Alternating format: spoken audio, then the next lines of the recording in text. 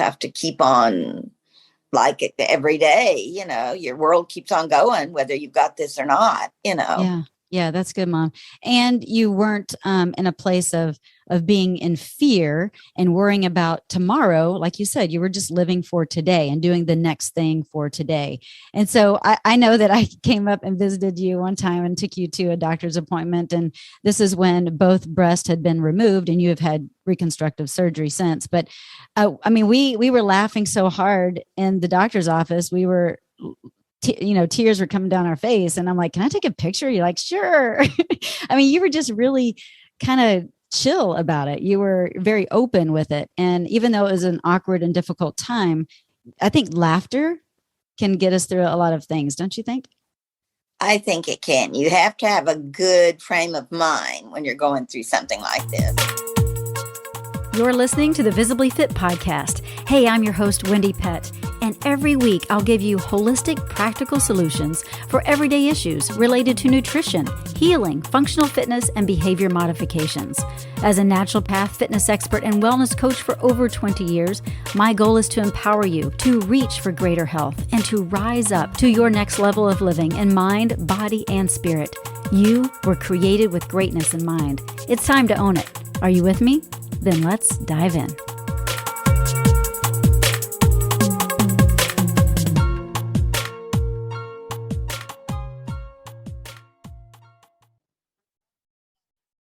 Hello and welcome to Visibly Fit. I'm your host, Wendie Pett, and welcome to Breast Cancer Awareness Month. No, wait a minute. That's October. This is August. Yes, we are recording this episode in August, but every month should be Breast Cancer Awareness Month, but it's also, today is my mom's 75th birthday, and she is a breast cancer survivor. So I thought it'd be kind of cool to have my mom on Visibly Fit today. And she is one of the most generous, thoughtful, and she's pretty darn funny. She's one of the most amazing women I've ever known. And I thought it'd be so cool to have her on today and just talk about her birthday and the fact that she's cancer free and to let her know how much I love her. So welcome to Visibly Fit, Mom. Happy birthday. Oh, thank you so much. And hey, I've got your card right here. Oh, well, that's okay. A little delayed. I'll get it to you. Oh, that is just perfectly okay. But hey, we got to celebrate early because I was in town, right? Yes, we did. We had a good time. Yeah, so that was nice. So, Mom, have you ever been on a podcast before? This is my first. Have you ever listened to a podcast before? Yes, I've actually seen a few of yours and taught. Yes, because I forced you to, and you're just a super fan. So it's good. So cool. So what are you going to do today on your birthday? Well, I'm going to go out to supper with some friends of ours, Kenny and Don Peabody, and it should be a lot of fun, Dad and I. Yeah, good. Well, I'm glad you're going to be celebrated well. I wish I was there for the actual day, but this is super cool. You should be celebrated. This is a big birthday. It's 75. So what does it feel like to be 75? Oh, I just thought, big numbers. I never thought I'd get this old so quickly. Yeah. Okay, but you don't look 75, Mom. You really don't. Thank you. And you don't act it. Well, no, maybe I don't act it. But I think I definitely need makeup. Yes. Well, don't we all? Yes, we do. Yeah. Thank goodness for makeup. No, you're amazing. You don't look your age and you don't act it. And you've got one of the biggest servant's heart of anyone I've ever known. I mean, you are constantly serving others and running someone meals or running someone to the store. I mean, you're just constantly going. And anyway, you just got lots of energy. So I'm really impressed. But you are also a breast cancer survivor. So I want to talk about that. And again, I know this episode is in August, but it's your birthday, but I wanted to honor you because you were diagnosed with breast cancer in what was it, 2013? Yes, 2013. Yeah, 2013. It's hard to believe it's been that long already. And I just kind of want to talk about that. What was it like when you first heard the diagnosis? I was kind of like, am I really sure this is happening to me? And I just was kind of in disbelief, but I knew that it really was a true thing that was happening. So I had to act on it and act fast. Yeah. Yes. And you did. And I remember when you told me, I was kind of in disbelief as well. Like, wait a minute, my mom, no, cancer, not happening. So I was already dismissing it in my head and believing in your healing. But I was really impressed by how you handled the whole journey.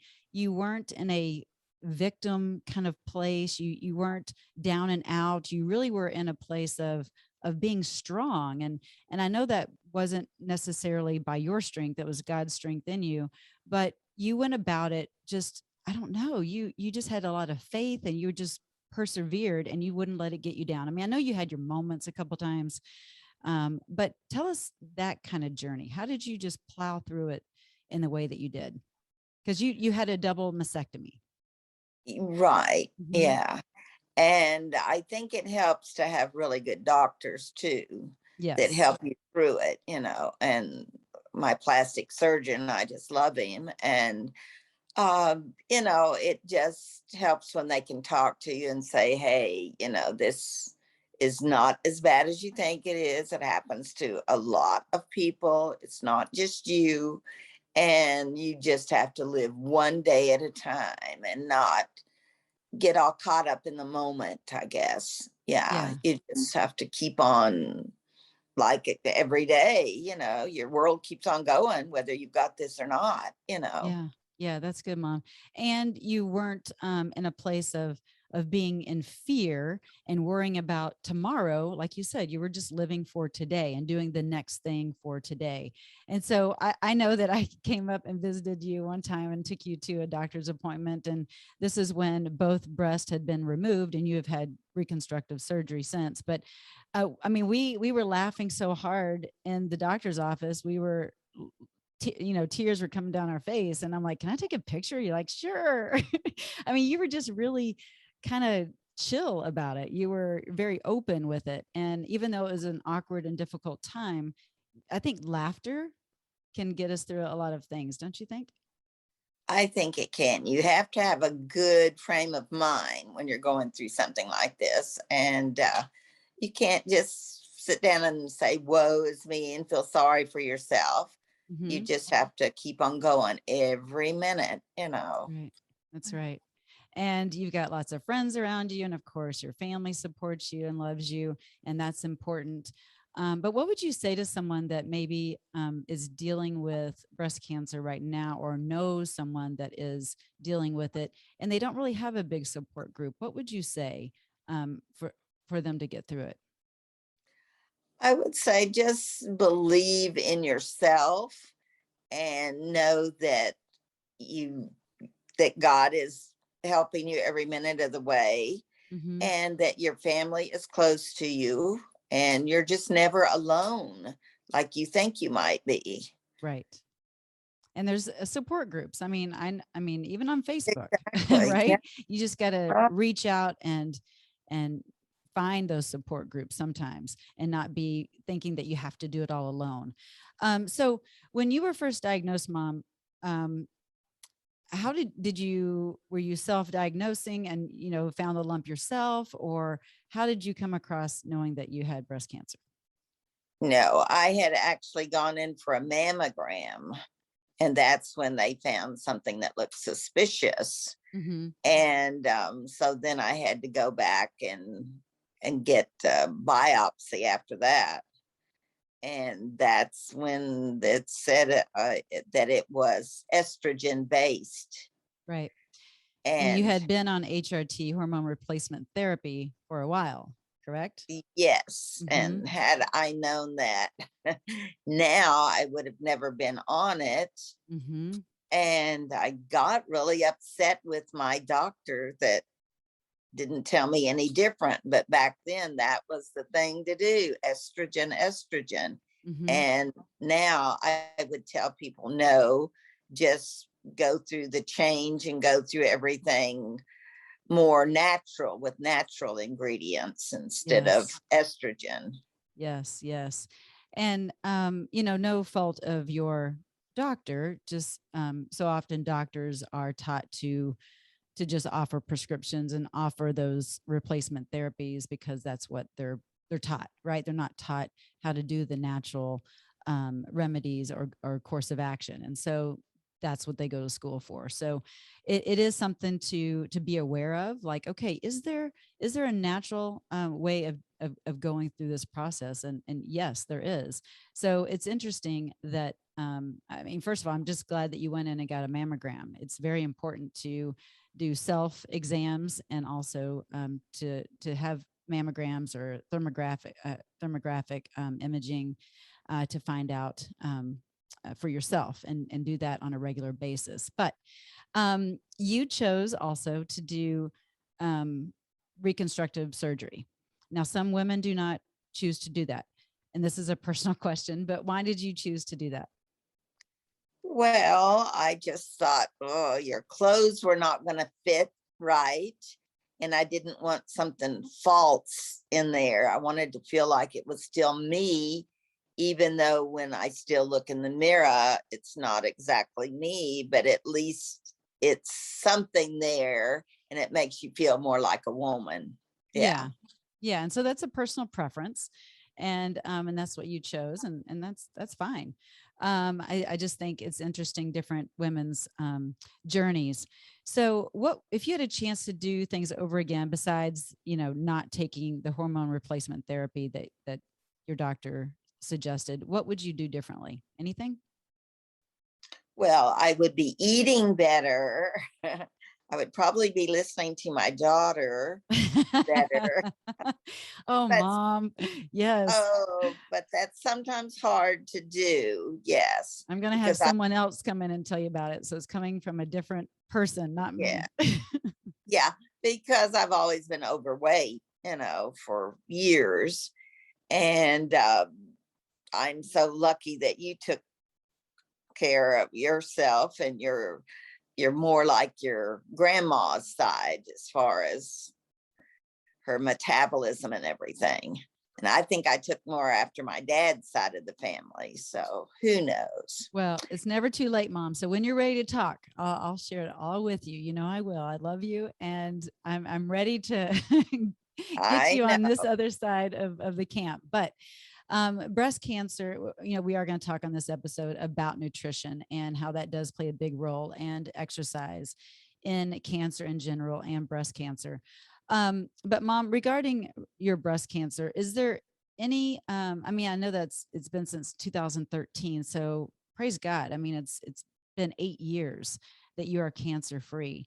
And so not everyone can say that.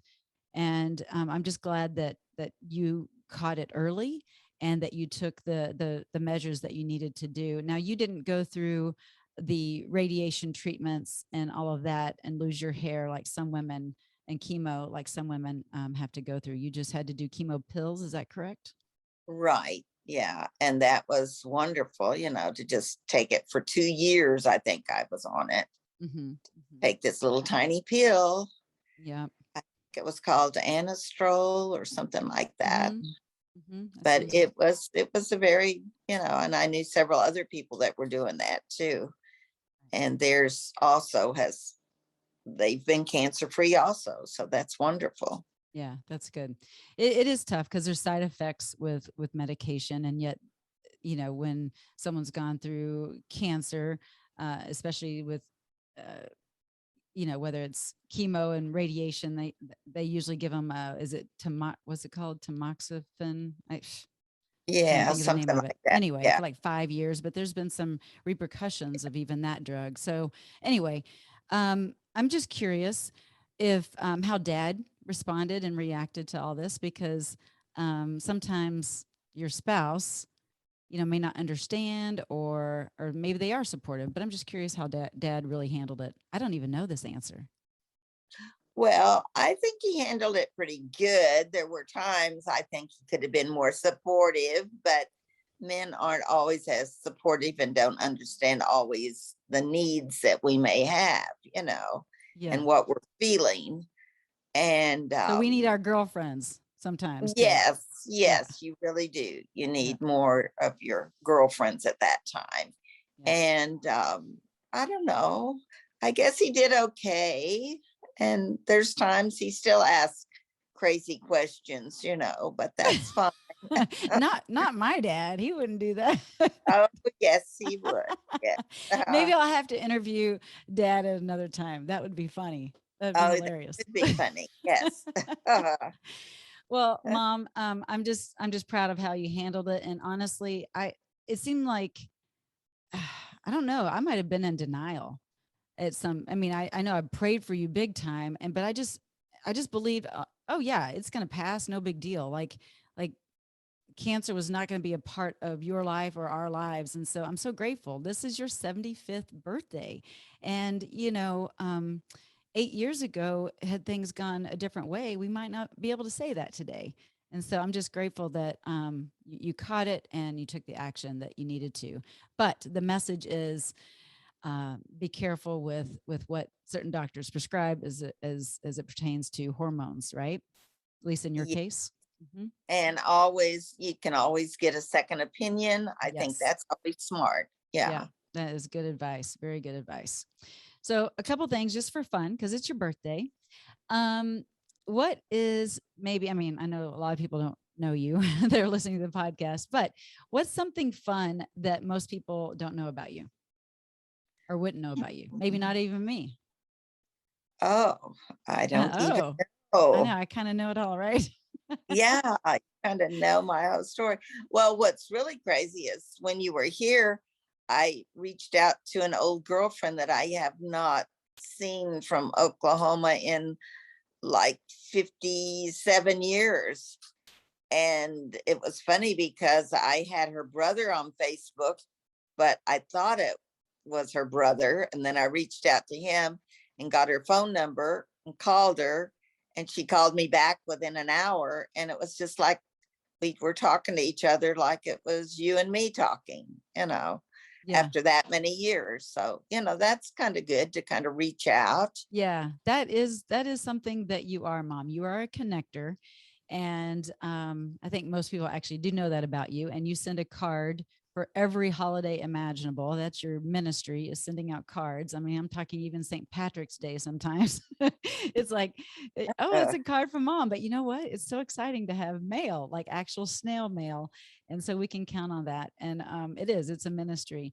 And you connect people. You are always reaching out. You're a peacemaker. And the world needs more peacemakers. And so thank you for that gift. And thanks for sharing it with the world. I'm always happy to do it. Yeah. All right. Well, I love you, Mom. Have a great birthday. I'm going to keep chatting with everybody here on the podcast, but have a great birthday. Okay. Love you. All right. Talk to you soon. Bye-bye. Okay, isn't my mom just the cutest? And I wore pink, especially for her, on this celebration of her 75th birthday, and that she is cancer-free as of 8 years now. And so I just thought it'd be fun to have her on to honor her on this special day. But she did talk a little bit about HRT, right? And so let's talk about hormone replacement therapy. Now, what can that be good for? It can help relieve hot flashes and moodiness and tossing and turning at night, not being able to sleep, vaginal dryness, or just low sex drive. It can help a lot of different things, but there's a risk. There can be a risk with HRT, from breast cancer, as she mentioned, to blood clots, to all kinds of different other failures in the body. And so from other cancers even. So, and other disease such as heart disease and stroke. Now, stroke is very a small risk, but it's still a risk. And so HRT should be really, really considered. And I would suggest just plowing through it and finding some natural solutions. And so I want to talk a little bit about some of those natural solutions. But before I do, I want to talk about how there is growing evidence, and that growing evidence supports that there really are natural products that block the estrogen receptors just as well, if not better, than tamoxifen. I was talking about tamoxifen. Those are the meds that are suggested after someone has gone through chemo treatments for about 5 years after treatment. and the medical community highly recommends them. But before we actually go into that, um, it must be known, I've got to say it, but that keeping animal products at bay, like out of your lifestyle, will be the best way to regulate the hormones in your body. Seriously, because the petrochemicals, the compounds of those petrochemicals in with estrogenic properties within those foods that are fed to animals, like found in milk and then the fat of most meat, is going to affect your hormones big time. The deposit of these estrogens, they interfere in the proper utilization of production of progesterone and estrogen. So, yep, that's right. What's the ideal diet for breast cancer prevention? You know I'm going to say it. Whole food plant-based. Let's hear it for whole food plant-based. Seriously.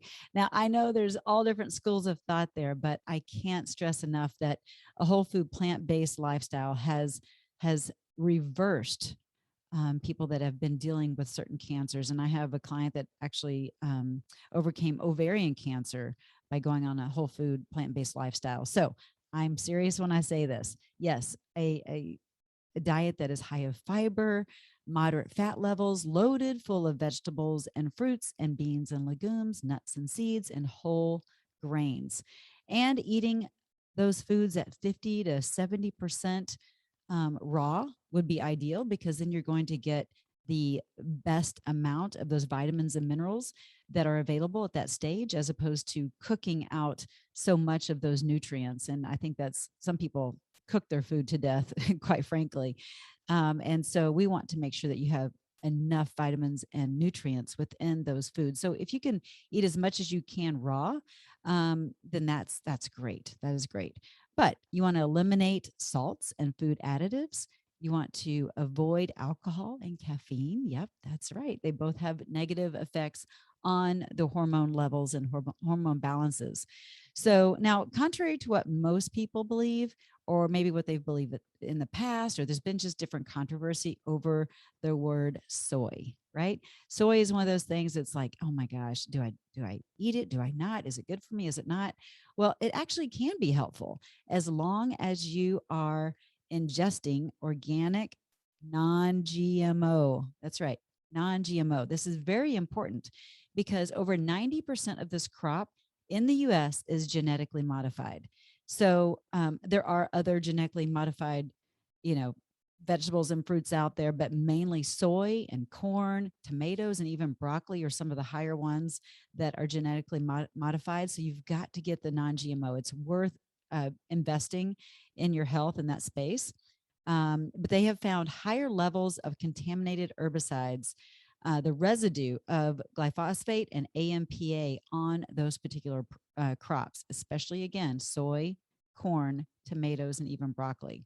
Now, the pesticide that they have used so often is Roundup. I know you've heard about Roundup, but it provokes cell division dysfunction and it disrupts hormones. And so do not buy anything other than non-GMO. You just have to get non-GMO, okay? And organic. You definitely have to. But non-GMO products such as like tofu and tempeh and edamame, because those are the soybeans themselves, soy nuts and soy sprouts and miso paste and more, can really be healthy to consume.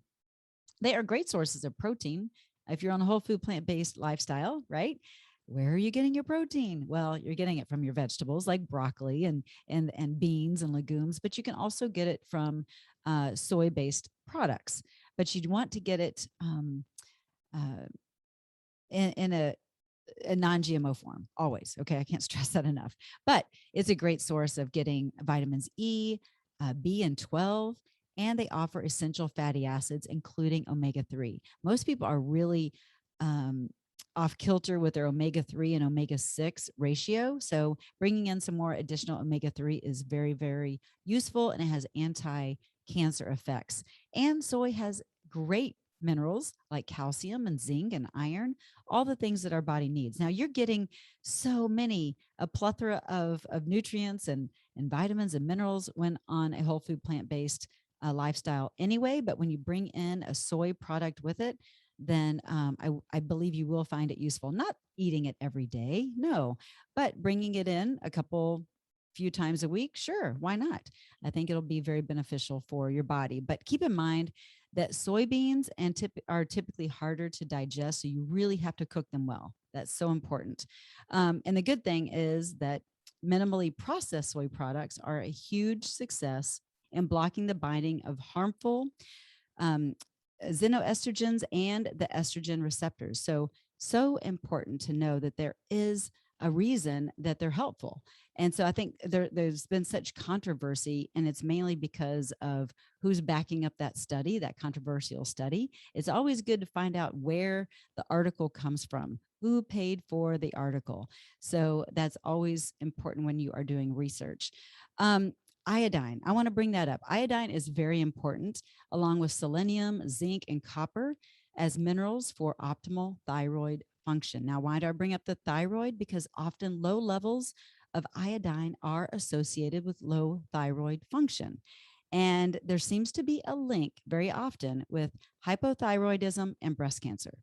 So it may or may not be true for your body, but it would be a good idea to see if you are deficient in iodine, right? And making sure that you are getting in proper sources of that. So what do I use? I use dulce, which is like seaweed flakes. We'll put it in our soups, on top of our salads. You can get it iodine from green beans and kale and watercress and potatoes with the skin on. That's a great idea. Fish, if you eat it, but you have to make sure you're including sources that have iodine. Okay. It's really, really important. When I think about my mom and how she eats, and I'm not going to dog on her here, but she did mention she hasn't necessarily taken the best care of her body physically because of the way she's eaten over the years. And that contributes to our cell dysfunction, right? So had she been eating better, would she have gotten breast cancer? I don't know, right? We don't know. But the truth is that our bodies do respond at the cellular level with everything that we put in our mouth. So it is so important that we are eating to live and not living to eat. And again, I'm not dogging on my mom. I love her so much. And I know she wants to be in a better place with her physical self, and she'll get there. But prophets aren't welcome in their own homes sometimes. We've heard that saying before, right? So she'll hear it from the person she's supposed to hear it from. But I just keep loving her and loving her well, and showing up and being an example in how I take care of myself. So hopefully a little bit of that will rub off on her as she watches me, or every time I come to visit, she's like, okay, now what kind of milk am I supposed to get for you? It's almond milk, or so she's learning, and she's catching on. She'll get there in her own pace. But there are some natural solutions for dealing with menopause, okay, or perimenopause. If you're dealing with hot flashes and moodiness and just low sex drive, there are some things that you can do naturally that can really change that course of action. Every body is different, so you have to experiment a little bit, or get with someone like myself, a naturopath, that can help steer you in the right direction. But there are so many things that we can bring into the picture that could really make a big difference. So I know for me, I've taken quite a bit of evening primrose oil, EPO. Now, this is actually an omega-6, not an omega-3, but my ratios were off in that space, and so I brought in more of EPO, and I could tell a big difference in my, hot flashes and night sweats and that kind of thing. So it works for me, may not work for you, but can also help for bloating and just kind of moodiness, depression, that kind of thing. So that was a good one for me. Also, I recommend quite often, depending on the person and what they're dealing with and what they are currently taking, because if they're on HRT, I would never recommend this to anyone. But if they're not doing hormone replacement therapy, which again, I don't recommend, then black cohosh is a really great natural way to relieve those hot flashes, mood swings, vaginal dryness. Usually about 40 to 200 milligrams of the dry herb in capsule form is a really good amount. Again, it depends on the person. I would need to have a conversation with you, but consider that. Consider black cohosh, okay? Start looking for natural solutions as opposed to just going to the doctor and letting them prescribe HRT. There are other ways you can get through this season in life, okay? Making sure you're getting in enough folate, right? Some really good B9. So you're going to find that in your vegetables that you're eating, your spinach, your lentils, your legumes, and some of your fruit that you're eating. So you are getting that when you're eating whole food plant-based lifestyle, but make sure you're getting plenty of it. Okay. Now, valerian root, that's a really good one. That's a natural sleep aid. So if you find yourself tossing and turning or not being able to go to sleep at all, valerian root is a great alternative. And again, this is natural. This is natural herbs that can really help you. And I say, give it a go, right? It can help treat anxiety. It's also not going to give you that, I was talking about sleeping well. It's not going to give you that kind of morning hangover feeling that sometimes the over-the-counter meds can do to you. So this is a natural way of getting to sleep and rising and feeling really good and healthy. So let's try some natural alternatives. And if you have questions or that kind of thing, look me up. Go to wendiepett.com and leave a comment and reach out to me. But I'd love to assist you in any way I can. Hopefully this podcast here has helped you, and just hearing from my mom, maybe it encouraged you, or just let you hear from someone who's gone through a breast cancer situation, and to give you hope and to know that you can overcome. All right. So I just want to encourage you, if you are dealing with breast cancer right now, to start taking good care of your body and start to fuel your body with foods that are going to fight back, that are going to give you the ammunition, if you will, to fight those cancer cells accordingly. So if you want to learn more, go to wendiepett.com, and it's WENDIEPETT.com. And I'd love to assist you. And I've got some great free resources there. So, all right, that is our episode for today. If you are feeling really, really generous and you want to go and give us a 5-star rating and write a review, that would be awesome, Blossom. That's right. It would be awesome, Blossom, because the more reviews that we get, the more it climbs up the algorithm space, whatever, and people can find this podcast. So I really appreciate you so much. And thank you for doing that. And when you subscribe, I know that they're constantly changing. So I don't know if you'll see a subscribe button, especially if you have iTunes. I think it's now a plus sign. So however that looks for you, or if you use Spotify or whatever listening platform, please subscribe as well and get a notification for our next episode. And you will want to stay tuned for our next episode. We have a great guest on, and every show is interesting, and we'll give you some good takeaway nuggets. So thanks so much for listening, and have an awesome week. All right. Make it a visibly fit day. Well, that's a wrap for today's show, so thank you so much for tuning in. I love spending this time with you. To learn more and get more free resources, just head on over to wendiepett.com, and thank you in advance for sharing this episode and this podcast, following and subscribing not only to this podcast, but finding me on social media, Instagram, YouTube, Facebook, wherever you are, I'm probably there too. Until next week and our next podcast time together, make it a visibly fit day.